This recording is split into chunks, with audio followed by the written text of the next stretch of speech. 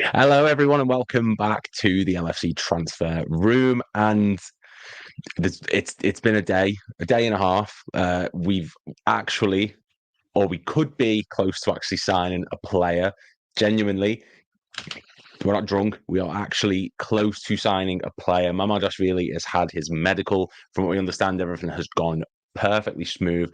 And in the past half an hour, which has affected the schedule for today, Chiesa, Juventus winger, right winger Federico Chiesa is linked, or Liverpool have inquired about the player. We've apparently made contact. We're in discussions at the moment over whether or not we should sign him. And that's kind of blew the schedule out of the water. So we're going to talk about that. We're going to talk about Mamardashvili. And of course, if you're watching on YouTube, make sure to click like and subscribe. And if you're watching on Twitter, head over to YouTube to get involved with the comments. Let us know in the comments, what do you think about Chiesa? Do you think it's a good move? Do you think it's a bad move? Do you think he's a player who'd actually do well at Liverpool? Get involved in the comments. Let us know what you think. I'm joined today by Jonathan, Micho, and Carter because we have a lot to go through. I don't know where to be. I suppose we'll talk about the breaking news. We'll talk about Chiesa first because Mamardashvili is not going anywhere at the moment. And yeah, Chiesa is probably the one to be talking about at the moment. You just know James Pierce is getting aroused right now, thinking of the prospect of pouring cold water on it. I bloody hope not, or we'll see how we get there. The goalkeeper, that's not a significant signing, maybe not yet, but probably in the future. So we're going to get into it. Federico Chiesa, Juventus right winger. We've known him for years. He's a player who's always felt like he's on the cusp of joining the Premier League, whether it be Chelsea, United. We bid on him about 3 years ago when he was actually valued at around £100 million. And over time, those rumours faded, but the right winger is being linked with a move to us again. So according to Fabrizio Romano, Liverpool have made an initial approach for Federico Chiesa as a possible option in the final days of the window. He's available on the market as Juventus want to find a solution, and LFC have made contact. Today, we're exploring the conditions of a deal, as apparently Chiesa is keen on a move to the Premier League at this stage of his career. So Carter, I'll go to you first, man. Are you excited by the move? Are you not too excited by the move? If no move is happening at the moment, but if something does to transpire with Chiesa, what do you make of this? Is this something that Liverpool should be looking as a bit of business for the final days of the Premier League transfer window? I think we definitely should, and I think this really falls under what Hugh said in being opportunistic. I think if we move for him earlier in the window, because it's been known for a while that Motta doesn't see him in his plans, he doesn't want him at the club. I think it was a month or something ago, it's like 10, 15 million euros will get the deal done. And I think now we're getting to the point where Juventus will almost have to accept the lower sort of fee that they want if they just want him gone, want his wages gone. And I think he's a player where I think he's not Kavica Kvaratskhelia. He's not the house. He's not the 7-year starter that we want to buy. We're instead of buying a house, we're renting someone for a few years until we find the next guy. He sort of gives us that flexibility where if we get a good offer for an attacker, or if we sell someone, we can then the Xherdan Shaqiri sort of feel to him. Yeah, it's because if let's say next summer we sell Diaz for £60 million, the next team know that we need to sign another winger. But if we have Chiesa, it sort of gives us a stronger negotiating point. And I just think he can play on both wings. So I think if Salah is not playing, we don't have to shift the whole dynamic of the team. Like if Elliott's playing right wing, someone else is going to have to do Salah's role. So I think it just suits us perfectly. And I think for £10 million, I know the wages are a bit high, but I think it's a bit of a slam dunk signing for me. I mean, to be fair, it's a very positive way of looking at it because I know there's a lot of people right now who are saying that they're not too sure. People are saying that he's very injury prone. He's got 1 year left on his contract, as says here by Jared Williams. Chiesa has only got 1 year left on his Juventus contract. So there are a few people who are a bit unsure. A lot of people are saying we need to sign number 6, but I agree with the sentiment. I think it's a good sort of contingency plan, or it's a sort of stopgap, I suppose, is the way you could say in it. I made the comparison then to Xherdan Shaqiri in the sense of Shaqiri was just that extra option, that extra bit of depth that you might need sometimes. We're in a lot of competitions. Salah's not getting any younger. We know that Nunez is sort of in and out of the team at the moment. There's a lot of things, who is our stable front three? And you need that depth, especially with the Champions League having more games. We're going to want to go in the cup competitions. And Yeah, there's another comment saying risk worth taking on Chiesa. I mean, Misha, I'll go to you with this one, mate, because to be honest, I'm not sure yet. I'm sort of on the fence. I'm sort of waiting to be convinced. On one hand, like Helia says here, he suffered a serious knee injury in January 2020, and he struggled to reach his peak level of performance since his return. It feels like a Balotelli signing. But then on the other hand, there's people saying that, 35 million is his value. That's good business. So where do you fall on the spectrum of good on pros and cons for Chiesa? Is it a good signing? Similar question to what I gave Carter, or is it someone who we just don't need at the moment? It's a bit of a pointless acquisition if we do get him. So I don't think he's injury prone. I think it's exactly this serious injury that he had in 2022. And yes, I agree that he hasn't reached the levels that he reached when it was, I think, at the last Euros before the injury. So yeah, I think it's a risk we're taking. I don't think for a player of with his talent, and that he can play all throughout in the front. So he can play left, he can play second striker, he can play on the right. I don't think we can get many better options for the time being. Someone who has a lot of experience, who doesn't have to um, get into. I think he's maybe really close to his peak if he gets to reach it with this injury, rather than someone you get 22, 23. You need someone to really get used to playing on the highest level. I think he's already played at the highest level. So for the price that we're planning to pay, I don't think we're gonna pay 35 million. I think Edwards and Hughes are just gonna try to figure out something that is like way cheaper, and then it's gonna be, with years to come, it's gonna be maybe up to these 35 million. So I think it's a risk we're taking, because we've been linked with other forwards like Anthony Gordon, and yeah, Anthony Gordon is exciting. Mm-hmm. Sure, I'm not really a big fan, but I'm not sure exactly if Anthony Gordon can play as good on the left and on the right and as a second striker. So he gives us a lot of options. Again, for the price, there's not many better options. Yeah, it's a risk with this injury, but I think, yeah, for the price, it's a good deal. I mean, yeah, I'll keep it with you then, because you mentioned Anthony Gordon there, and it's a really good comparison to make, because obviously we were linked from earlier in the window. Now, would you say that, or could you say possibly that Chiesa has played at a higher level than Anthony Gordon throughout his career? We know you hit the history of Juventus. We know how good the caliber of player tends to be in that team, barring, past few seasons. They've been up and down, the Andrea Pirlo season, the return of Allegri, etc., etc. But is there an argument to be made that you probably get more value for money from a 35 million Chiesa, given what he's performed at? Yes, with the injuries, but compared to an Anthony Gordon, who we would tout at around 65, 70 million pounds for someone who, yes, he's done well at Newcastle, but before that, it was Everton. There's certain value for certain players. I mean, could Chiesa offer probably a bit more than Anthony Gordon would in that respect? You can allow to give Chiesa like 45 minutes or 60 minutes per game, or for him not to even play every game and not to be that detrimental to his growth, because I don't think he's gonna grow that much.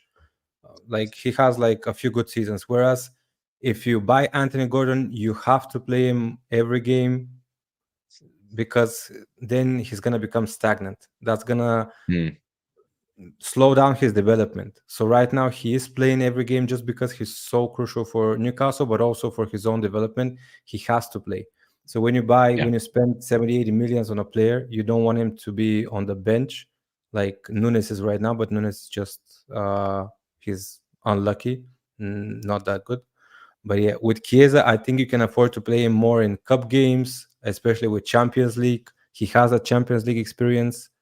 He has European tournaments, World Cup tournaments. So that's, again, more experience than Gordon has. Again, the age difference is noticeable, but yeah, for the price and for the experience, I think it's a better deal right now for Liverpool. So, yeah, in that regard, it does make complete sense. And like someone says, Chiesa, Jamie Hughes, sorry, says Chiesa can play both left and right, and you need that versatility in teams where we've got Gakpo, who is predominantly left, Salah, who is predominantly right. It feels like players are sort of stuck to their certain positions. Having that extra layer of attack and force who can operate on both sides would be beneficial. But at the same time, and to push back sort of on what you said a bit, Misha, about earlier on, you mentioned his injuries, but at the beginning you said, he's not too bad. In his career, Chiesa has missed 100 games. That's just over 2 seasons. That's like 2.5 or 2 2/3 of a season. He's also suffered 22 separate injuries, a multitude of different ones. There's a cruciate ligament tear. That's the one that kept him out for 45 days. Since then, he's had plenty of muscle fatigue, which is something that probably isn't going to bode well in an onslaught system where pressing seems to be a big part of it. He's had he's had tendon irritation, he's had knee problems, hamstring injury, more muscle fatigue. So, I mean, Jonathan, yes, 35 million is not a lot of money in today's market. And like Misha rightly says, he's got Champions League experience, he's got European experience. Like we've said earlier on in one of the comments, Euro 2020 Chiesa was the best player at that tournament. But given that injury record, we've seen what happens with the likes of Naby Keita. We've seen what's happened with the likes of Aquilani. We've seen so many players in the past who are just injury after injury after injury. Yeah, 35 million is not a lot, but is it worth spending that money on someone whose track record of injury history under different managers with different styles is, let's face it, it's really, really poor? First of all, I don't think we're going to pay 35 million for him. I think we can get him for cheaper because Juve is desperate to get him out of the squad. Mhm. And I think he will take a rotation role where he plays, comes in the last 30, play a few Champions League matches because he would rather sit on the bench for us than not be in a squad for a whole season. He was a key player for Italy at the Euros in 2021, as you said. Yeah. And it's that ligament injury that what people are pointing at, and ever since haven't reached his level. The muscle injuries he played every game for Juventus when he was fit again and before the injury, and played every minute for Italy as well. I think he could be a good signing for us, just to fill a gap on the right wing, because we don't have any backup for Salah other than Elliot. I don't think Elliot is best at the right wing either.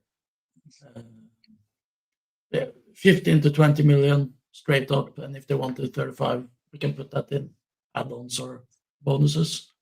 But I understand why people don't want him. Shaqiri was also brilliant, but he had these injuries. He was more unavailable than he was available.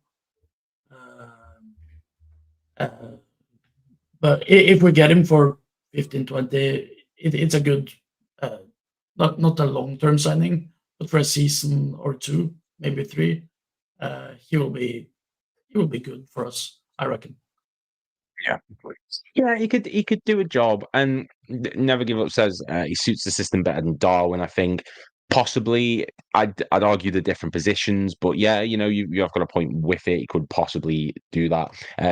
Jamie makes a good point. Mo rekindled his career. I've seen the roll in the dice that Chiesa can do just part of that, definitely. And look, for every Thiago and Keita and Aquilani and Andy Carroll and all these injury-prone players that we've seen, we have seen players who go to another level when they come to us. And I think the Shaqiri signing is an interesting comparison because he came at a time when it was, let's say, it was just Bobby, Mane, Salah, and we needed that depth because we saw what happened when Salah went off in that Champions League final. We lacked that sort of extra bit of attack and impetus. Having Shaqiri around, who contributed in key moments, big goals for the club. Barcelona, he contributed in that match, the Man United game where he scored 2. Having that extra option is so important, but you do have to think at the moment, we've got one of the deepest attacks in Europe. You've Gakpo, Darwin, Jota, Salah, just to name a few. Like, there's so many. Do we realistically need to sign another attacker for that position? Unless, and Carter, I mean, I'll put this one to you now. Amos says he's just Salah's goer, not his replacement per se, but obviously contract situations behind the scenes, the board know what goes on They know everything that's going on. They're the ones in discussion with him. This seems like very sudden and out of nowhere, like sort of Chiesa. Do the board know something that we don't in terms of Salah may not be here beyond the end of the season? Is there a sort? Do you think there's a doubt in their mind that he is going to sign a contract, or that they've got it potentially in their mind that he is going? They don't want to extend his contract. Is that what possibly a deciding factor in why we would be looking at a player like Chiesa to come in for that extra depth? I think the main thing is the opportunistic thing. It is. I think it's been quoted that it's 10 or 15 million, I think, for Chiesa. And I think the closer it gets to deadline, the closer it is to 10.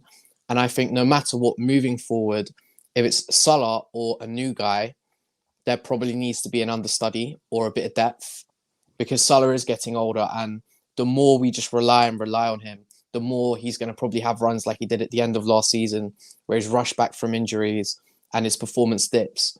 And I think, honestly, I think profile-wise, I actually think Chiesa, I think he'd be the third best winger at the club. I think he'd be the second best left winger and the second best right winger. And I also think he's a smart player. I think you need balance across the front line. Like, I think Diaz and Nunes just doesn't work because they both just try too much. Like, you need some people who make smarter decisions. Like, even in the first game, sometimes you look at Diaz and you go, oh, maybe you should be a bit more calmer and do this and do that.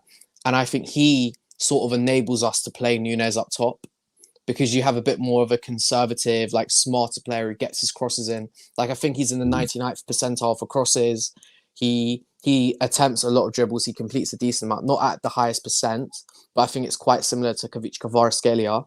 And I think the main thing he really offers, which I think sometimes we can look a bit flat, is pace. Like, I think Jota's got a quick 5 yards, but I don't think he's super quick. I don't think Gakpo, when we watch, he doesn't look that quick. I think now, if you take a few players out, we still have that sort of pace, that cutting edge, that running in behind, a guy who wants to go off the ball. I just think it makes perfect sense. And he's never really going to be a starter. He might start for 5 or 6 games here if there's an injury or if someone like Diaz is out of form.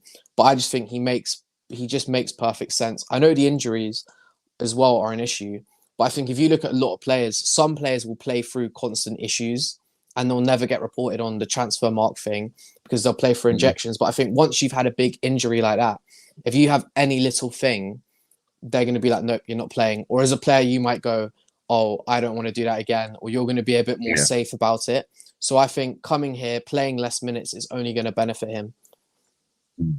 And you made a really good point there. You touched about, how we could just say, well, no, we don't want him. And we all remember what happened with Nabil Fekir, where he was doing his medical and it came up with a knee issue. Just because we're interested in a player doesn't mean it's necessarily done. He could have the medical and we could then see, well, this knee is a bit of a problem. Obviously, he's had issues with it. So, it is there's no guarantee on anything at the moment, but yeah, he can offer a different dimension. And I do tend to agree with you in the respect of he just needs game time. Let's face it, like, he just needs to play, and he get that in this Liverpool team because we imagine we're going to try and push on all fronts.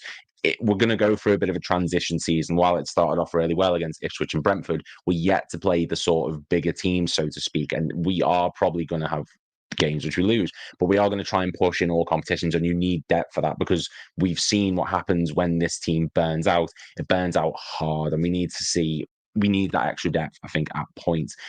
Never Give Up says, not a player you'd make a profit on. See him like a Shaq signing, and Shaq for the price and impact was exceptional.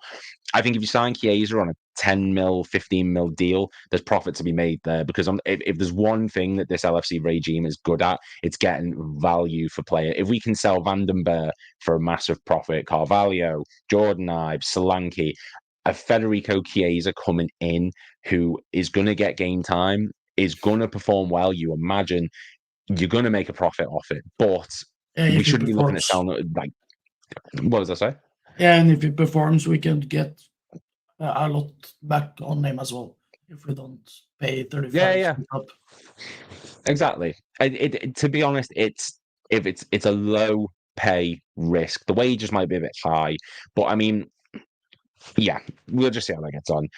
Jamie says, obviously, LFC will insist on a medical. Lou. Well, yeah, I know, I know a medical is a part of the transfers. But what I mean is, if this knee thing is a major concern, they'll obviously see it in the medical, and then at that point, they have the power to go, well, no, this isn't worth it. So, as much as we're saying, injury prone, they'll have a better understanding of course, and we can go from there.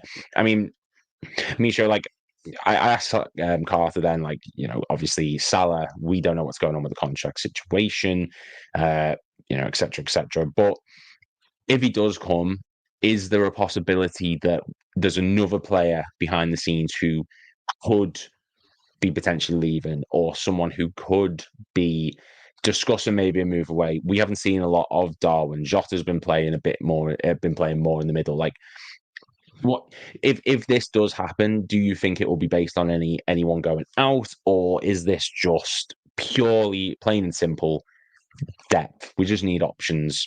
Don't worry about anyone leaving. But yeah, which one are you falling on? I think all three of them, so who hasn't signed the contract extensions, Virgil, Salah, and Trent, they all want to stay, but of course they have to be good deals for them. So we cannot lowball them. I think Salah got the best deal a few years ago. I don't know how we can offer him something similar. I don't think it's going to be more than a 2-year deal, but if he doesn't agree to the conditions on a 2-year deal, then I could see him leaving next year. And if Salah leaves, I don't think Chiesa would be the best replacement, but at the time being, he might be. Or just to manage his minutes at least this season. We saw Trent throwing a tantrum, which I don't really like. I don't like seeing things on TV like this where that the camera is looking at you, like there's cameras on you, and you show your emotions. I didn't like seeing that last season with Salah and Klopp when they were arguing on the touchline. I really don't like seeing that's not professional. So keep it between you, because that just causes too much unnecessary noise. So especially in that situation, I think it's hard to say I want to see Trent more mature. He's still very young. He's 24, 25. I don't think even 25. So it's normal, but he should not get it in his head that he's bigger than the team. Never. He's like part of the team, as good as anyone else. Sloth says it best, like nobody is playing better if the other 10 players are not doing as much of a good job. So yeah, hopefully Trent doesn't think about leaving this summer. I should hope that he considers it, but yeah, I think Virgil would agree to even to a 1-year extension, because I think he knows his role as a captain is the most crucial out of 3 of them, and he would want to preferably even end his career at Liverpool. Well, Northrez says, can we get a player that's going to stay, make us champions again, possibly buying a player and talking about how we're going to make profit on him? Well, I mean, yeah, I agree to an extent, but at the same time, you do need this club to the higher ups is a business. That is something that is going to factor into their decision making. It wouldn't factor into mine too much. I'd rather just sign a good player. But that is something that they are going to think about, is the resale value of Chiesa, or if there is a reason to do it in a profit sense in the future. Nico Williams would be a perfect Mo replacement. Bars have no money for it, and every other elite team has their wingers pretty much sorted. Nico Williams would be a fantastic player. I view him as a bit more of a left winger, personally. I mean, if anyone disagrees with me on that, by all means, let me know. But I view him as a bit more of a left. I think making him the ideal replacement, possibly. But yeah, again, it's just another thing that, because he did well at the Euros, I think it's just the name on everyone's mouth at the moment. He would be class, though. I would be more than happy with him. Yeah, so Chiesa, a lot of people compare him to Thiago. And I mean, Jonathan, is Thiago a bit of a warning sign for this? Because on one hand, I was incredibly frustrated by Thiago. He's one of the most frustrating players I've ever seen, because we knew what he was capable of. But at the same time, I'm glad in a sense that the club took that risk. It showed a bit of ambition. It showed a bit of, we've signed a Champions League winning midfielder. signing Chiesa is surely a statement of intent from the club in a sense that, yeah, his time has probably passed. Yeah, he's not the player he used to be, but he's someone who has experience at the higher level, and people call out for big name signings. He's not a huge name anymore, but is it a signal that the club are willing to bring in a well-known name, so to speak? Like surely it's worth taking the gamble on, in the sense of what he could do, and if it doesn't work, just sell him on. We paid 35 million for Thiago, so in my opinion, when he played, he was one of the best midfielders in the world, even at the age of 30 to 31. I think it's worth to take the risk. He's still 27 years old. He turns 27 years old. And he's not a big name right now. He can deliver and score 20 goals a season. We don't know. He can tear his ACL first match and be a flop signing. We don't know. And that can happen to anyone we sign. We can sign Gordon, and then someone tackles him first game and it tears his ACL. Like we don't know. I think it's worth the risk. We show ambition. We show that we are still capable of bringing in players that know they aren't going to be starters for us. And if we are already have made contact with Juventus about him, Arne and Hughes obviously wants him, and the data said he looks. What's the word? He looks capable of how we are playing right now. We paid 35 million for Thiago. We can do it again with Chiesa. I think I'm still there. It's worth it.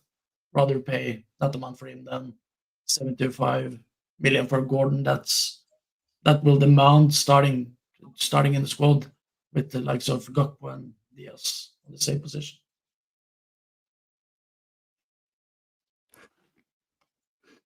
Excuse me. I'm allergic to transfer news, to be honest.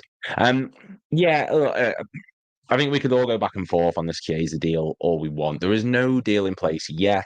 Nothing is concrete. It's just Liverpool showing an interest. And if we were to sign every player who we've shown interest in, we'd be Chelsea. There'd be so many players in the squad that it's just can't function. So until something concrete happens, it's all speculation at the moment. We could go back and forth. People do like the signing. People don't like the signing. People say about the injuries. People say about the price. There's so many different factors. I'm willing to give this a go if it's a decent price. I think it's 15 million is a good deal in today's market, considering you've got players like Anthony moving for around 80 million pounds. 15 million for that extra little bit of depth, I see no issue with giving it a go. If he does get injured, this isn't like a situation where we have nothing on the bench. We've still got one of the deepest attacks in Europe. It makes sense to me to do it. If the club don't like him on the medical, don't sign him. It's as simple as that. Move on to other targets. And yeah, that's just my thought on it. There's a lot of different people, a lot of different comments. Let us know in the live chat, what do you think on Chiesa? Just a simple, would you sign him? Yes or no? Let us know in the comments. If you're watching on Twitter, you got to go over to YouTube to get involved with the comments, because you won't be able to do it on Twitter.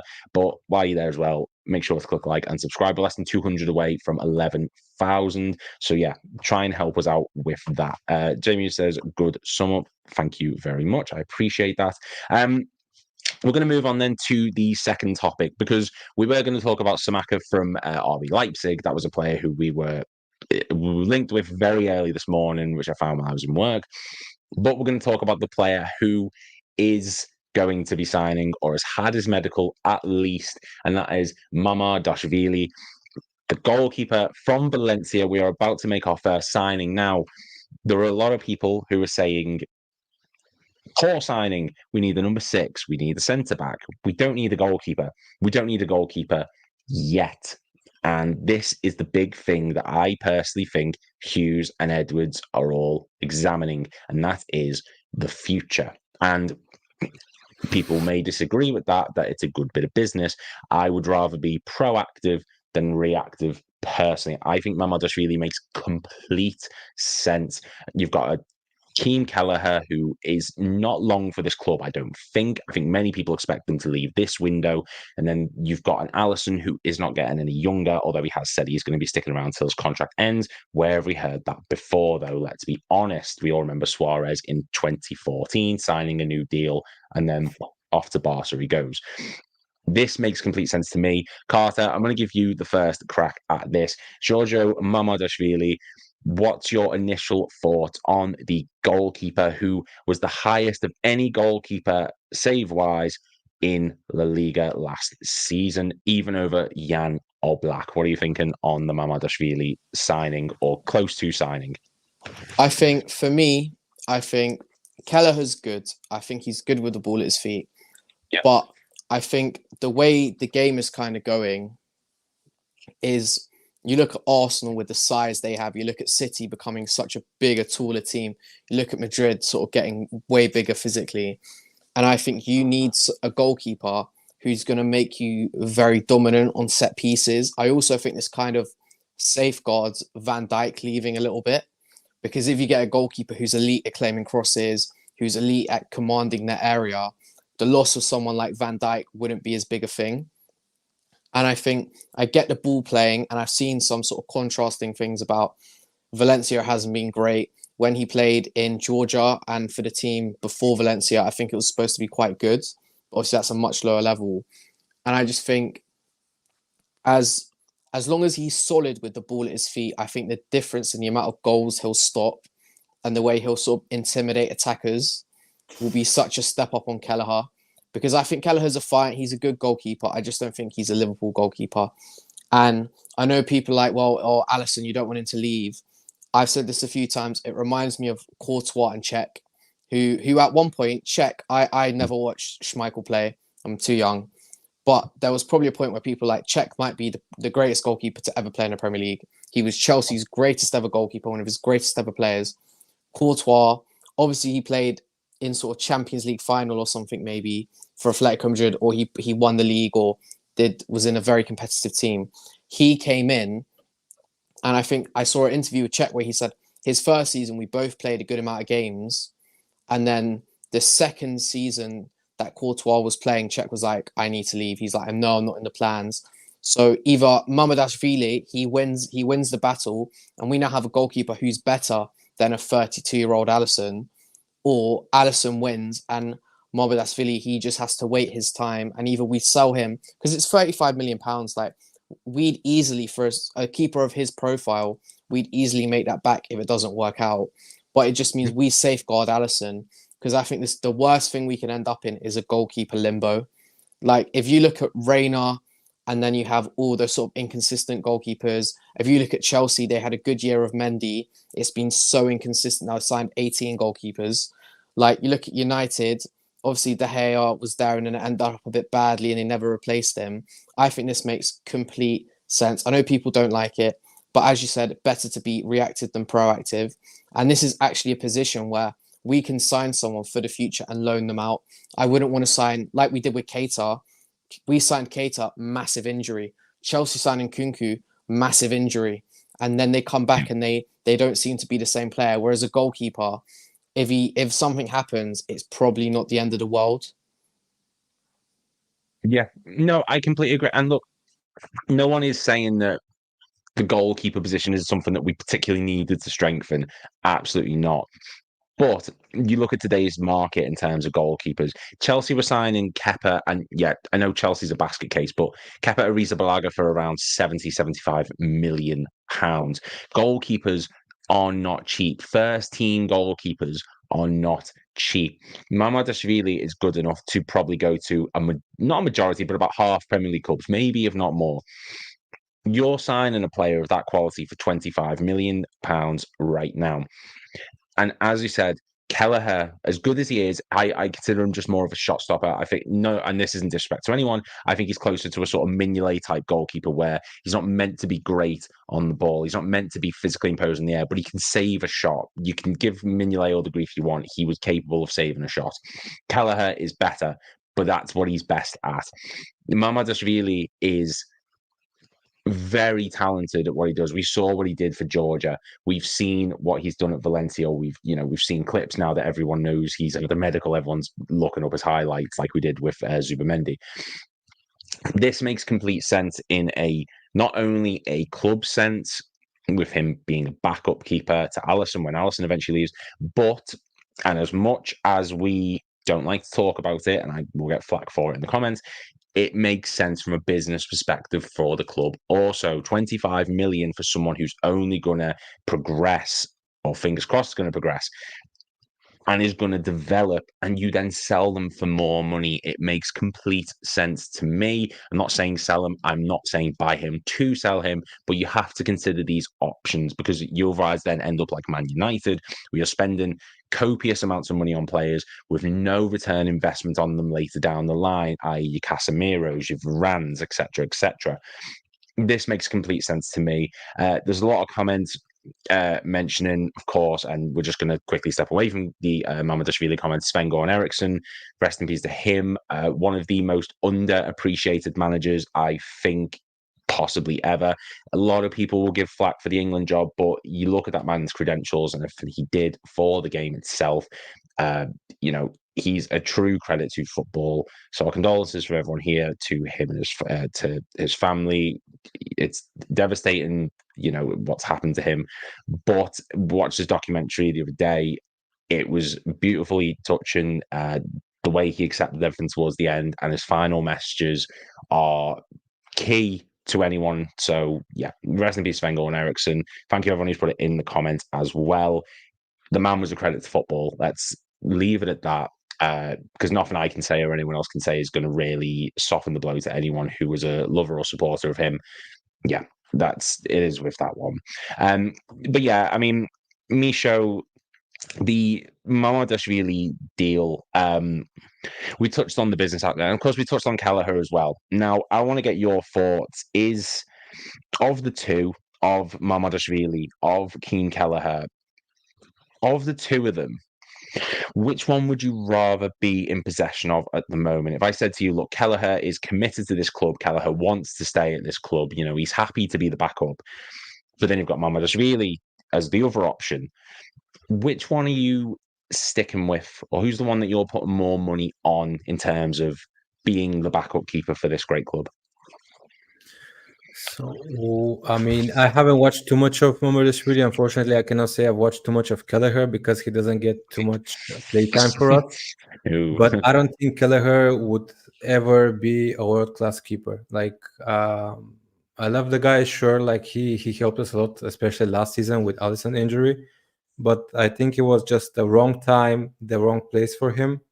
I mean, he had the best chance to prove that he is number one, if he deserves to be a number one for Liverpool. He had months where he had the number one spot and he couldn't replace Alisson after his injury. So that tells you what the coaches see, what the manager saw. He is not ready for Liverpool number one, not even in years to come. That's why they're looking for a goalkeeper now. This kind of transfer where you're buying a goalkeeper not to use him immediately, it's a little bit strange because you don't see it every day. That doesn't happen every summer from every club. But also, I would have to make sense going back to what Carter said with clubs like Chelsea, like Arsenal, especially. Arsenal had I don't know how many goalkeepers in the last 10 years or maybe less. So they had Martinez, they had Ospina, they had Bert Leno.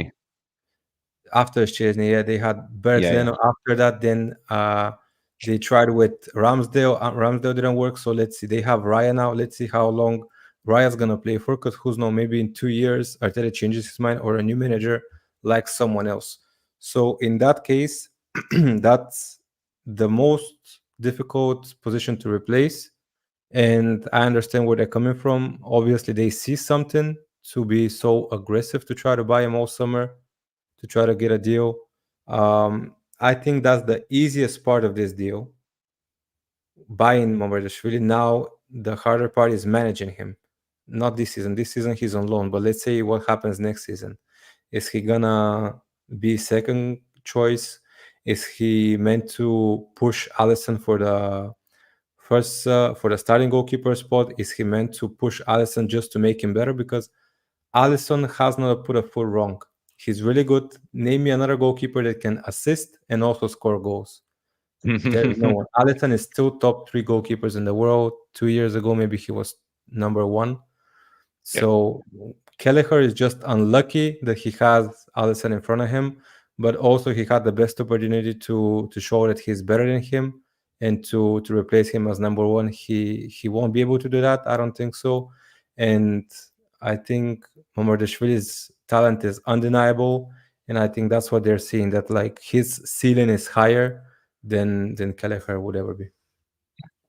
Yeah, and Kelleher is now coming to his, or he's in his he's going on to his late 20s soon. In 3 years' time, or whenever it is that Alisson's contract runs up, then Kelleher's pushing 30. You then have to go out anyway and sign someone as the backup or to start replacing him. So it makes complete sense that Mamardashvili is coming in now. And like people are saying, he's going to have to go on a few loans. He probably will go on 1 or 2, barring Kelleher leaving or, God forbid, Alisson leaving, anything like that. Like we've said before, it's being proactive, not reactive. And while there are people, saying, this isn't signing that we particularly need, Edwards and Hughes, do they need saving? Sorry, I'm so negative tonight, but this sign does not save Edwards and Hughes. I've got no issue whatsoever with signing with Mamardashvili. If anything, this could be one of those things. This could be a problem that we didn't know we had or were going to have.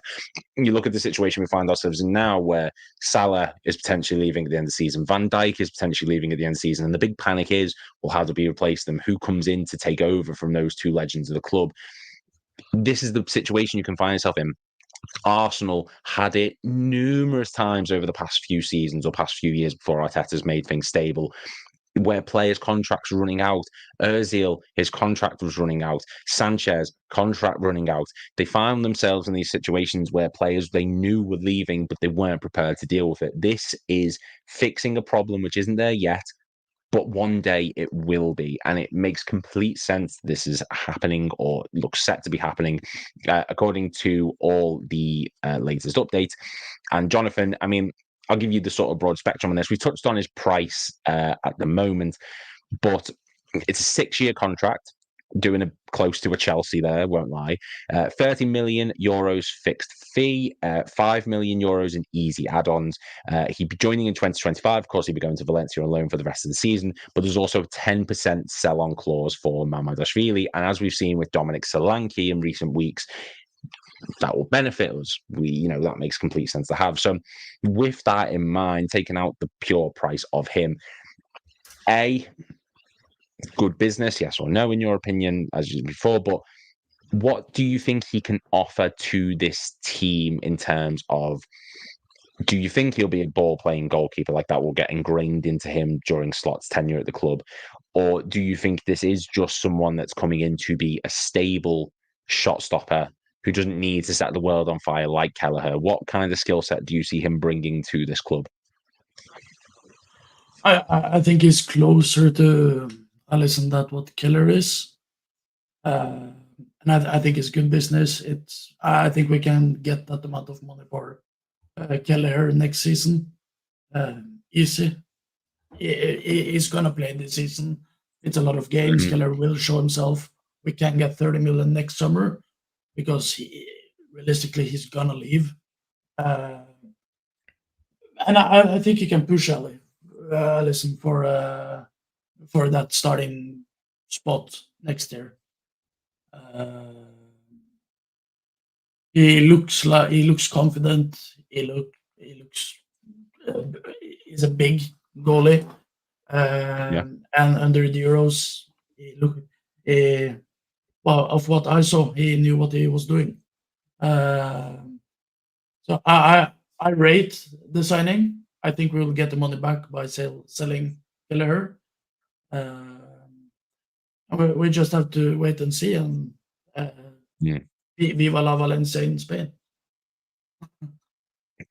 Yeah, I mean, we're gonna now focus on him through the remainder of the season, with him going on loan to Valencia again. Of course, everyone now, all eyes are going to be on Valencia. We're going to see more of him, and if anything, I mean, Carter, in a sense, could this sort of amplify his performances to a degree? Not to say he's been bad; he's actually been one of the best keepers in the league. It's just sort of gone under the radar at points, but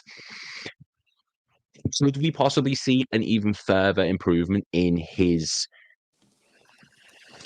performances, because he knows he's coming to us? He knows he's going to be going to Liverpool at the end of next season. He's going to be fighting Alisson or potentially having to go on loan. Could his improvements maybe take a next step up with that in mind, that now there is this heavy weight of expectation on his shoulders?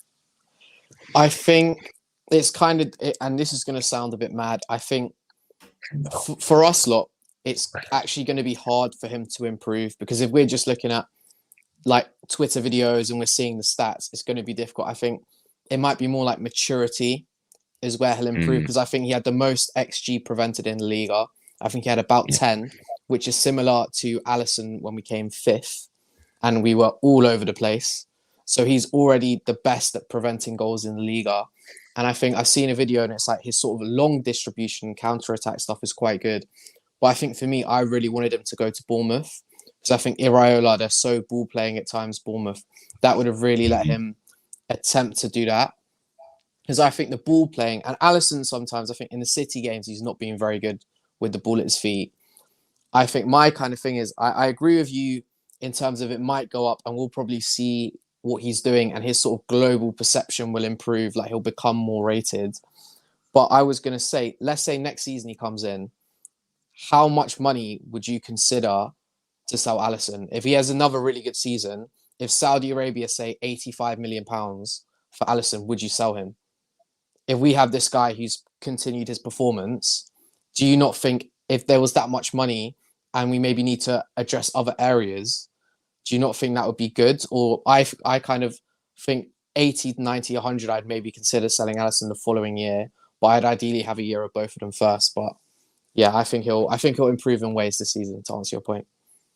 I completely see what you're saying with that, and that's a really, really good question. I'm actually going to pass that to Misha and Jonathan in a moment. My 2 pence on it is, you sell Alisson in the summer, you find yourself in the exact same spot that you're in now, or you find yourself in the position that you're trying to prevent by signing Mamardashvili.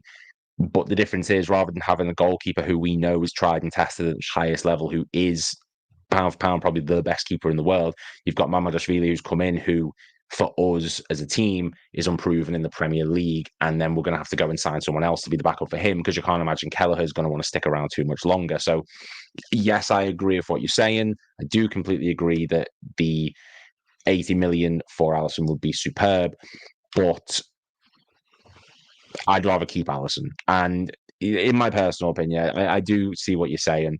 And yeah, Misha, I'm going to throw that one to you, but also I want to get your thoughts on the Mamardashvili signing. Like, is this something that you at all expected us to deal with in this window? Did you think this was ever going to be a signing that Liverpool made in the next 12 months? Like, number 6 and centre-back have dominated the headlines, left-back at points, but goalkeepers never even really cropped up in terms of incomings, because people have just assumed Jaros would step up, or Pitaluga or something like that. So, I mean, how much of a surprise is it that we've gone for this goalkeeper this summer of all positions?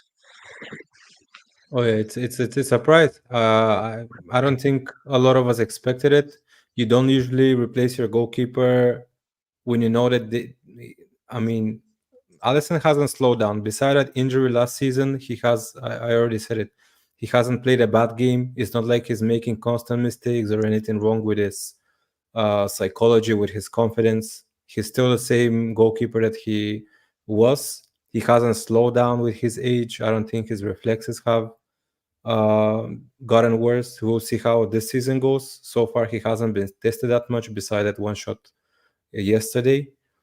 Yeah, it's interesting. Again, we've seen how other clubs struggle to find goalkeeper when their starting goalkeeper leaves, whether it's suddenly or not. So it's a surprising signing, and I'm still like on the fence to how I feel about it. But I tend to think to be positive about it and to think that it's better to buy now when you see a good opportunity, because you don't know. Mamardashvili might, after this season, if we hadn't bought him, he might have a really good season regardless of Valencia's performance. He might go to any other team, and then they're gonna buy him for, let's say, 50 million. And then if you want to buy a keeper of his caliber, you have to pay double as much as we're paying right now. So I think it's good business when it comes to the money that we're spending. Again, I think buying him is the easiest part of this deal. Managing him next season and the season after that would be the trickier part.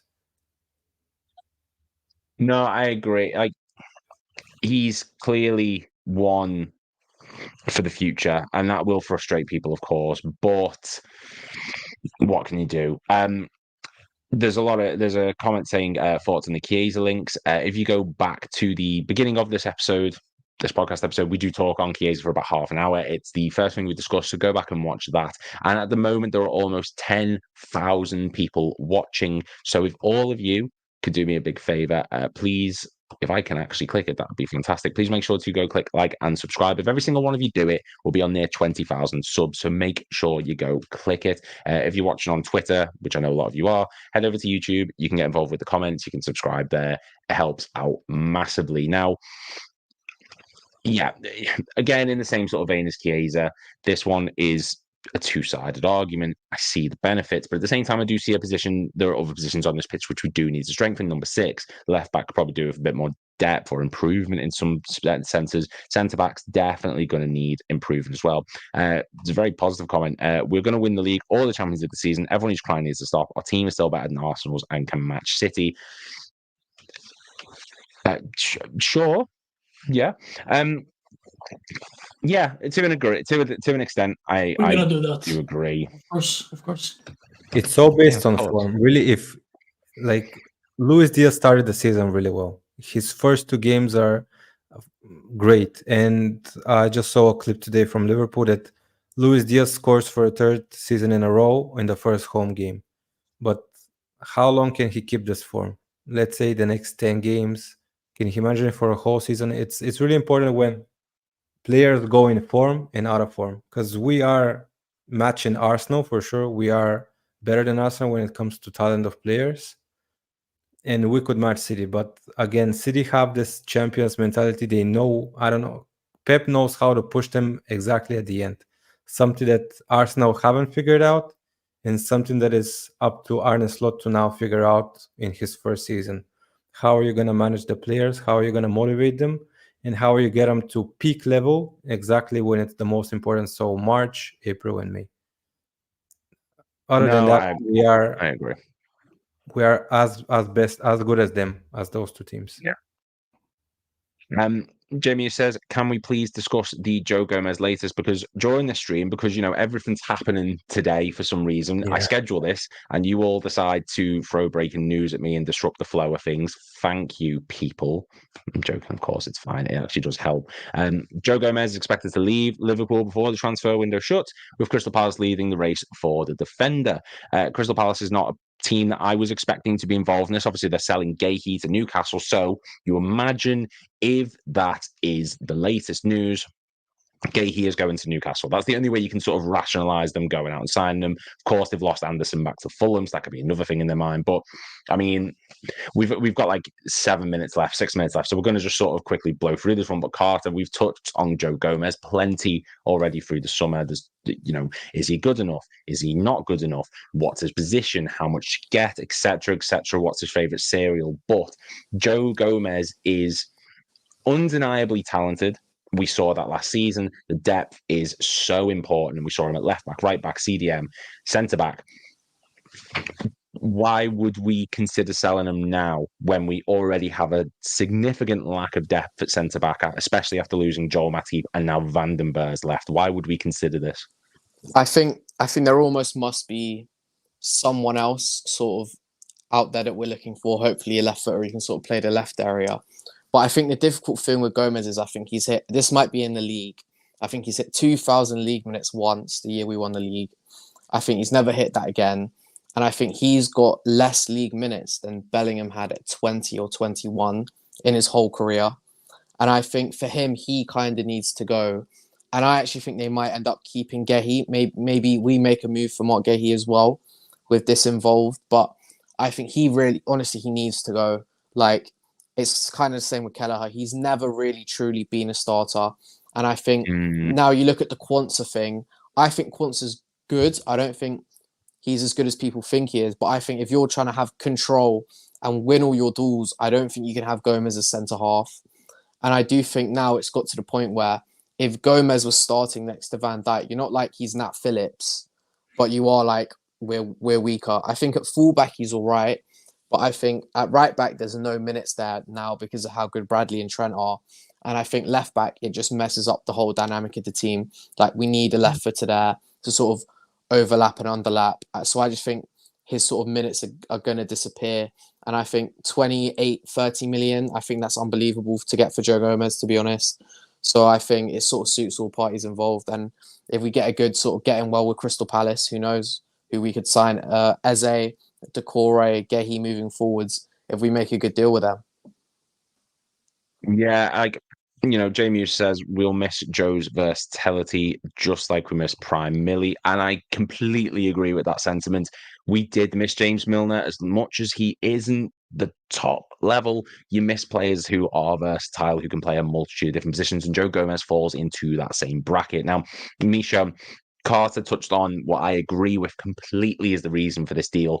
It's more from his side of things, in my opinion. I think he does want first team football. He is good enough for first team Premier League football at an Aston Villa, Crystal Palace, and Newcastle, one of these teams. So it would be surely, and you can be as honest as you want with this, it would surely be cruel to keep hold of this player who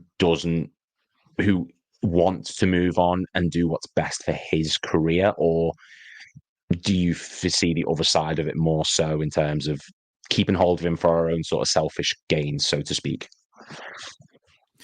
Yeah, so I think maybe it's not the first summer that he wants to leave. I'm sure that probably even last summer he was willing to leave, even before that maybe. But because of his relationship with Klopp can pull off his strings a little bit and maybe like convince him that he's a good enough squad player and he's really crucial for the team, which he is.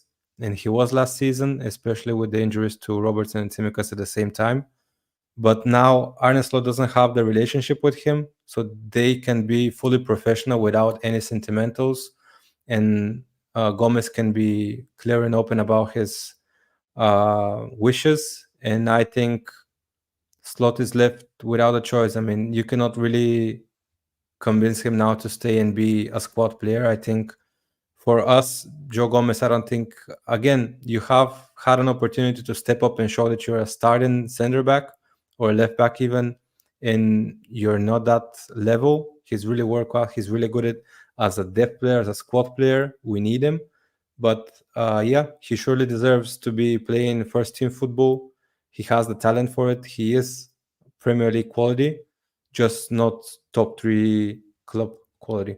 So yeah, Crystal Palace or whoever wants to buy him should pay up because he's worth more than a lot of these center backs that they want to charge 75 million for. Like, he's more versatile than Gay is. Gay is a center back and that's it. He might be more talented, but he's not as versatile. So yeah, pay up and sure, they can have him. Pay up. I like that. Pay up is what we need to say to them. Give us the money, or you can that way go to Manchester. Jonathan, I'll give you the last minute because we are coming up on time. What would you be saying to Joe Gomez in this last moment? What would you be saying to him advice-wise? And if you do want to keep him, what would you be saying to him to keep him at the club? I have no idea. He believes he deserves to have that starting spot. He's been with us for 10 years now. is no other person than him. I think deserve that starting spot in another club. Like Misha said, they have to pay up, or they can, as you said, go to Manchester, or swap him with the Guehi, or have Inacio ready to step in. Yeah. And I completely if we agree, want him yeah. to stay, you will get a testimonial if you stay. And we can get Stevie to play in the midfield for you. He actually would as well. If he does stay, he will genuinely get a testimonial. I hadn't even thought of that. So he's the only player in this entire team who's came in before Klopp and is still here after Klopp. He's the one player in this entire squad who can boast that on his record. And with that, we are going to leave. I apologize for even touching more on the Joe Gomez thing, but it broke in like the last few minutes, so it's hard to sort of get it crammed in. Jay Muse said, can we please, that's the wrong ones, can we please get an extra half hour? We can't. However, and I'm going to do a bit of self-plugging here, I'm going live on my own channel in about 15 minutes, Good Sport Reviews, where I'm going to be touching on the Chiesa deal, the Mamardashvili deal. So if you want to hear my thoughts on it, come and get involved. If you want to hear Jonathan, Misha, and Carter more, make sure to click like and subscribe to the channel. They've all got fantastic thoughts and opinions on the Football Club. There truly is no better people to be speaking to about this. So please make sure to get involved. And in the future, if you're watching over on Twitter, because we're over 10,000 people watching now, so a lot of you are on that, you've got to go over to YouTube to get involved with the comments, to give your thoughts on either the transfers, us as a panel, just in general, like Jay Muse does, or if you think that we're a bunch of weapons and just need to go off. So yeah, let us know what you think in the comments in the future. It's brilliant to hear from you all. Once again, for the final time, condolences to the family of Sven-Göran Eriksson. Rest in peace to an absolute footballing legend. It's disappointing what's happened. It's sad to hear. But yeah, just like him, we will all come to terms with it eventually. The man was an inspiration. Not a lot else can be said on that. But as I said, a lot's going on today. Thank you all very much for watching. Come over to my channel if you want to see more live stream on Liverpool latest news, and make sure to click like and subscribe. So for myself, Jonathan, Misha, and Carter, we'll see you all in the next stream tomorrow night, 7:30 p.m. UK time.